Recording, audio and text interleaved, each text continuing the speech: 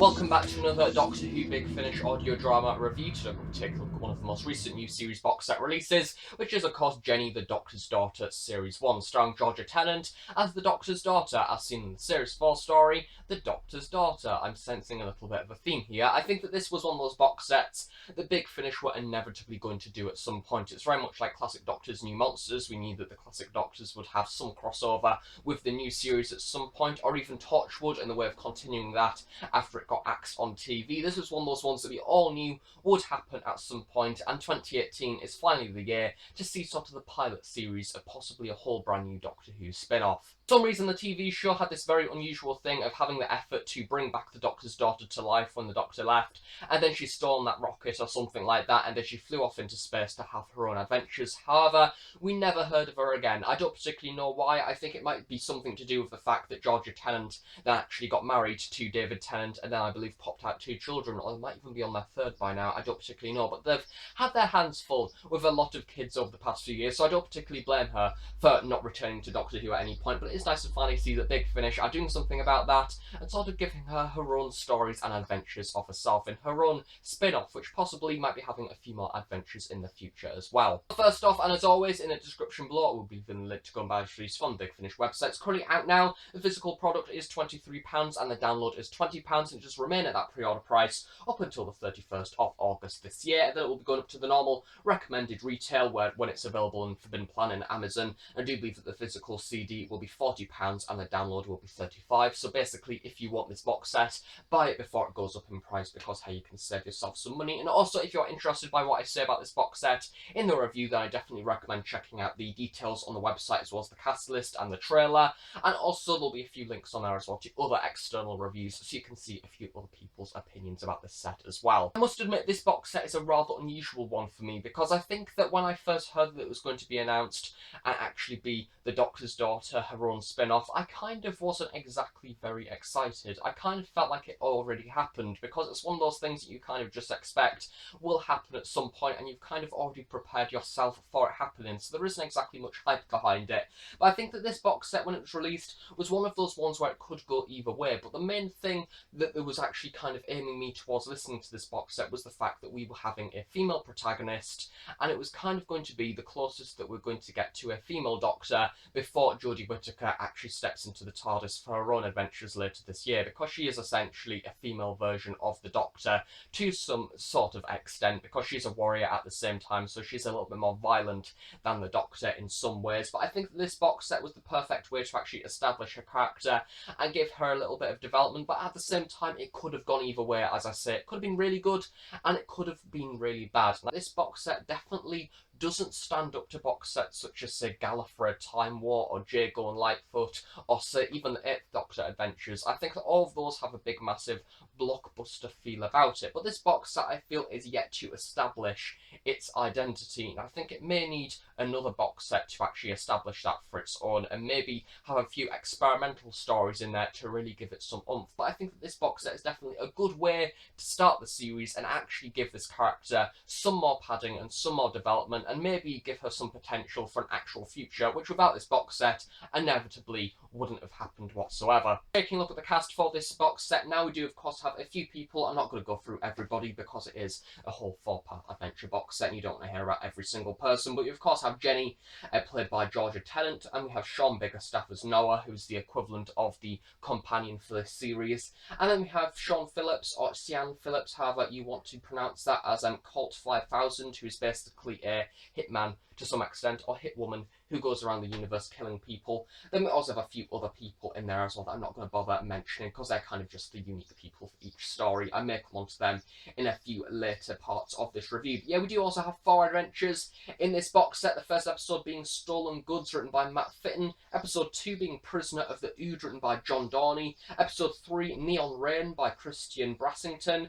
And then episode 4, the series finale, Zero Space, written by Adrian Poynton. Now, we do in fact have 2 brand new writers for this box box set from what I believe. I've not heard of their names in any other Doctor Who releases so far, so yeah, it's nice to see a few new names in there, but also two names that are in fact Big Finish regulars, being Matt Fitton and John Dorney. And of course, this whole box set is directed by Barnaby Edwards, and I do believe the executive producers are, of course, Jason Haigh Ellery and Nicholas Briggs. The script editors are John Dorney and Matt Fitton, and the associate producer is Georgia Tennant, which I think is rather interesting. It's quite obvious that she has had quite a big input in this series. I think she's definitely probably edited the scripts to make them a little bit of her own and kind of have a say in the adventures that they go and do, but also at the same time she probably left the majority of the ideas to the actual writers of this box set. But yeah, I think that this is a very unusual mix of credits, because I think it's very much a team effort, which can kind of have a bit of a mixed reception in the overall result of the box set. Before we move on to the actual episodes themselves, generally talking about Jenny, because I think that she's of course the main protagonist and we kind of need to dedicate some time to her. I think that she is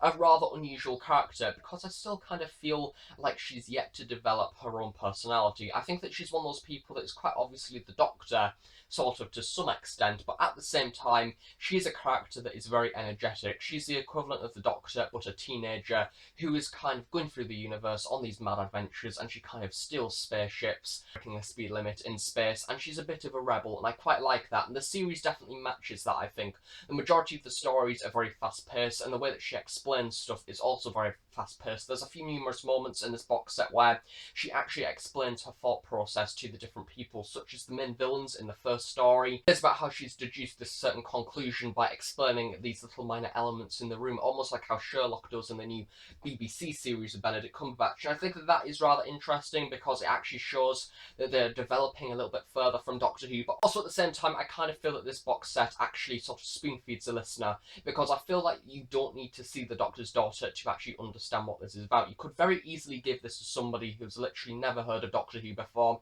and they would still understand it. All you would need to know is that the Doctor is her father in some way, and he's basically this ancient Time Lord person who is very powerful and kind of is the last of his species. However, she's technically also a Time Lord in some biological way, but also sort of a half-clone type thing. So yeah, it is nice to see that they've sort of developed her. I think that the way that they've characterised her is a little bit better than the Doctor's daughter. She is much more than just this teenager that's basically running about rather wild. She actually has a few intelligent moments and kind of actually takes things within her stride, and you can see how she approaches certain situations, which is different to the Doctor. And I've actually finished this box set thinking that it is a bit of a mixed bag, but at the same time I came to the realisation that a lot of people died. And I thought, and after I realised that, I kind of respected this box set a little bit more, because I kind of felt like it did something much different to a new series Doctor Who story, so that is quite a good thing. This episode, Stolen Goods, written by Matt Fitton, is the equivalent of sort of a fraud blackmail scheme where you've got these people that are basically trying to frame people for certain accidents, and we kind of have the equivalent of a spaceship crash, and this alien decides to take Jenny to this local equivalent of a sort of mechanic and then get her spaceship fixed and then sort of have this fine system put in place, but it turns out that the alien actually knows the mechanic, and then it's all like a scheme in order to get a large amount of profit. There isn't really too much to this plot, but I think it's quite a nice way to start off this series. I think that it's very comical. You kind of feel like this is a new era of Doctor Who that is very much exploring not necessarily the most glamorous bits of space, but basically sort of the discarded entrails of space, kind of the dodgy end of fraud and sort of the blackmail and criminals, all the schemes to try and get more money, because in the end,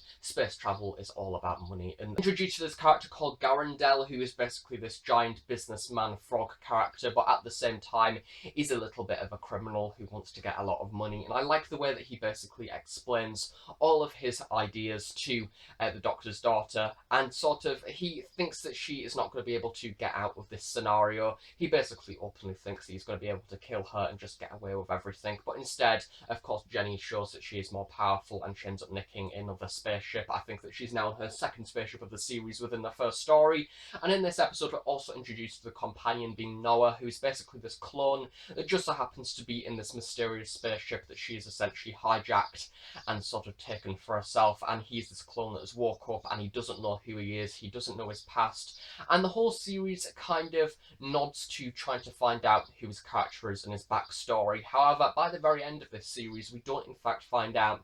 That is something that is very much left open for probably the future series. However, what is interesting is we do get to find out that we have a few odd sort of parts of his character that are spread across the universe, such as we go to an episode in the later half of the series where he is sort of described as the Ancient One or something like that, and he's basically a godlike character and people treat him like a god. And then in this other half of the box set, in the very ending story, he's sort of almost seen as this odd scientific experiment that has gone wrong and isn't meant to exist. So yeah, it's interesting to see where they're going to go with this box set, and hopefully they're actually going to be able to continue it and do a second series, because I think now they've established this plot, they need to kind of continue it, otherwise it is a little bit of a loose plot thread. But at the same time, the opening story is probably one of my favourites because it's full of caricatures and it is just a little bit of fun, and it's basically a space romp of trying to have this criminal scheme, but Jenny decides to basically blow it completely out of the water. And we're also introduced to the assassin for this series as well, that is trying to track down Jenny and basically kill her, who is an ongoing theme throughout this box set. So yeah, a nice opening one. However, I still expected something a little bit more from this one. I kind of wanted them to develop the fraud scheme a little bit more, maybe have a few more deadly threats in there, or maybe seeing a few more of the deadly schemes unfold, some more of the previous victims or something like that. But yeah, I think generally it's a nice opening one. Next episode is Prisoner of the Ood, written by John Dorney, and this one is a very unusual one indeed. I was really excited to in fact see the Ood return, and admittedly they are probably some of my favourite new series monsters. I absolutely love the Satan Pit on the Impossible Planet two-parter in Series 2, and I fairly love the Planet of the Ood in Series 4 as well, so I think that their character, it's nice to finally see them in Big Finish, to be honest. I'm quite shocked that they've not been brought on in any other series before, much like the Slovene or the Raxacorico Fabulatorians, whatever you want to call them, because they're of course the family or not, I don't know. But yeah, I think that generally the Ood are an interesting character, and they are the equivalent of a sort of a prison guard for this episode, where once again a criminal has escaped and the Ood need to try and find them, and they end up using this vortex manipulator to basically isolate this equivalent of a cul-de-sac or a council estate in the middle of somewhere down south. And we're introduced to these characters who are basically this street, and we get to find out all about them on this street and kind of the different personalities of people. We're introduced to this guy who is hardly in the story, called John, who is voiced by John Dorney, who is basically a writer, and he's not really very social whatsoever. So yeah, I did really like John. He was quite a highlight, because he was rather funny and blunt. And at the same time, we're introduced to a woman who is a divorcee who has just moved into this neighbourhood, gets introduced to all of her neighbours throughout this episode.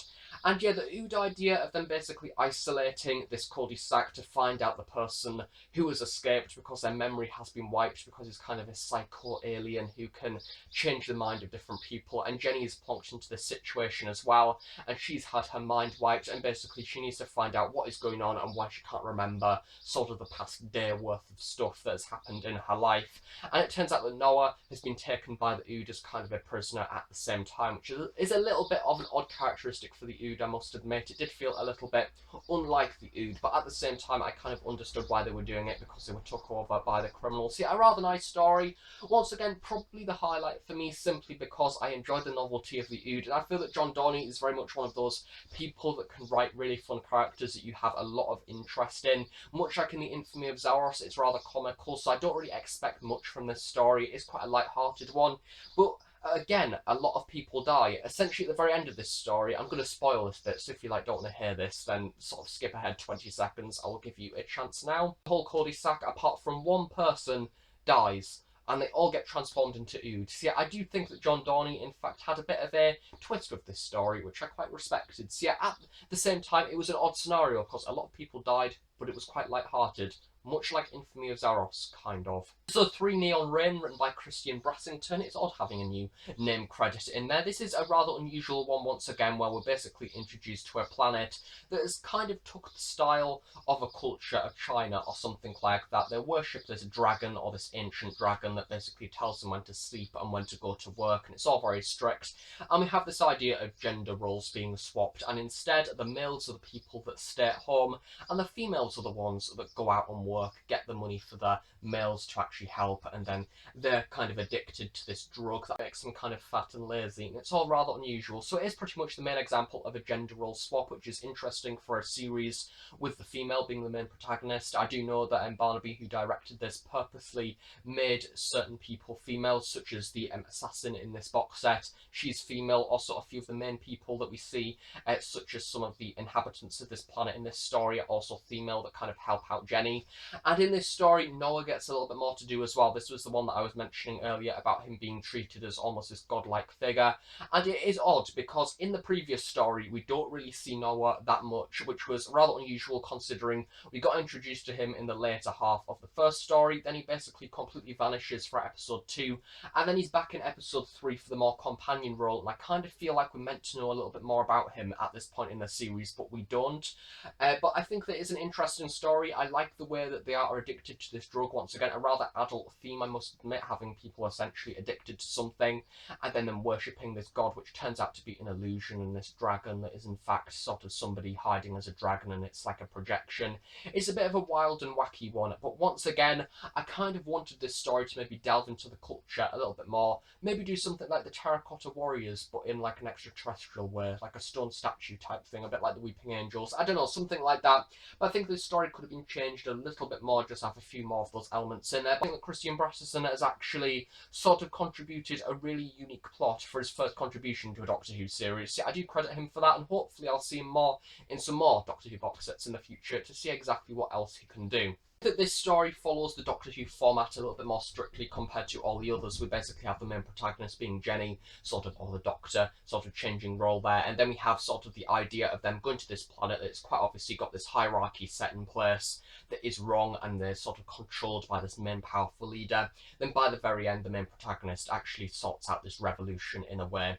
So it is a bit like a Doctor Who story, and it's probably the closest to a Doctor Who story, but I think by this point in the series, I kind of wanted that, because I think the other episodes are kind of wacky and wild, and I wanted some normality. So yeah, this is a nice one, but at the same time, nothing too bold. The series finale for this box set is Zero Space, once again written by Adrian Poynton, which is another new contribution. And this episode is around a space station set in somewhere called Zero Space, and we have this idea of two people called Drea and Cal. They are these two old scientists, and they've basically cloned each other over and over again to create the space station, where they're trying to create this certain knowledge or something like that. It's once again a rather wacky and wild cloning idea, which is perfect considering you've got Noah, who could possibly be a clone, and then you've got Jenny, who is a clone. So it's very much a personal story to the two main people in this series, and I like the way that this episode actually has the threat in there. I love the way that the actual sort of scientists turn against Jenny and Noah. I think that's a rather interesting plot, and it's good to see that we also had a little bit of the spelling out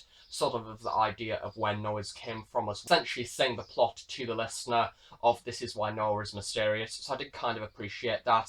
And at the same time, we do also get the reintroduction of the assassin in this box set. The idea that if the assassin gets the genetic details and blood of Jenny and Noah, and more so Jenny, in fact, she's going to be able to basically clone her over and over again and sell them to as many bidders as possible, gaining a mass profit. So at the majority of the box set, this one is in fact rather easy to follow. So if you're a new series fan that wants somewhere rather easy to start, then I definitely think that this box set is generally a nice stable adventure for that, because it doesn't really have any too out there experimental plots. I think if anything, I think Prisoner of the Ood might be one of the main experimental ones, and even that, I kind of seen some of the elements of that story coming. I kind of seen some of the twists already before they were revealed. So there's nothing really too experimental, such as say the Eighth Doctor Adventures or the Time War Gallifrey series. So yeah, if you're used to those more sort of powerful box sets, then this is probably something that you may consider as a little bit weak, but at the same time, this is the perfect jumping on point for somebody that kind of wants their own bubble of the Doctor Who universe for themselves. I think the main credits that I can in fact give for this series is the actual production team behind it, because I feel like all four stories actually do something different. I feel like they all exist in their own right, even though they have this plot running all the way throughout about the assassin. And the thing that sometimes trips up series such as, say, Ravenous or Doom Coalition Revolution or even the Time War, is the case that it can become too indulgent in the actual sort of thread plot that's going throughout the series, and if you take away that thread plot, then the episodes kind of become a little bit unstable. This box set is kind of the opposite to that, and each episode has its own theme, has its own location, and has its own story, and on top of that we also have the plot going throughout, which is the main series arc. So I do quite like the way that this individualizes each story, and I do also like the way that the series is directed. As I was saying earlier, it does feel rather modern and fast-paced, and I almost feel once again like this is kind of a Netflix series created by some completely different people to Doctor Who, to be honest. It's the equivalent of Class, kind of, where it has a completely different style, because even Torchwood had a slightly similar style to Doctor Who. This is almost completely different. It sounds quite cinematic, it sounds quite modern, so I do like the way that the production team have changed, and also the theme tune, giving some credits to whoever actually did that, because it was rather cool. It had a guitar in. It was done by Joe Creamer, and then also Josh Akeline, and the music itself was also done by Joe Creamer. So yeah, I think that generally some really good music, very experimental, a very different style to Doctor Who, as well as having a few traditional bits of music added in there as well. But overall for this box set, I did expect just a little bit more, as I say. I think I just wanted sort of something to give it the oomph and say, this is Jenny, this is why she deserves her own box set, because at the minute, I still have a lot of unanswered questions, and I kind of feel like I need maybe another box set or another few adventures to kind of give her a own sort of personality, kind of. A little bit of a selling point, we may get a cameo in this series of a certain person who I'm not going to mention. I'm going to leave that for you to find out when you, or if you buy this box set, because it is a rather fun little thing just at the very end of this series. So yeah, it's a nice little Easter egg that I didn't really expect them to do, and it's not even credited on the cast, so that's quite cool. But yeah, I think that generally it's a nice experimental one. Definitely recommend it more to the new series viewers that want something different as compared to, say, the classic fans. And I think that maybe if you like the Torchwood line, you might like this one, because I think that Torchwood might be quite similar to this level of kind of quite modern story ideas with a bit of violence, experimental, different, kind of develops its own unique personality, but I still feel like it didn't meet my expectations. And I think that it's kind of one of those series that deserves more. It deserves another box set to kind of develop it, I think. So thanks for watching this review. I hope you've enjoyed it. As I said at the very start of this video, I will leave the link in the description below if you are interested by what I've said throughout this video. I guess I'll see you all in another Doctor Who Big Finish review at some point in the near future. Thanks again for watching, and I'll see you all next time. Bye for now.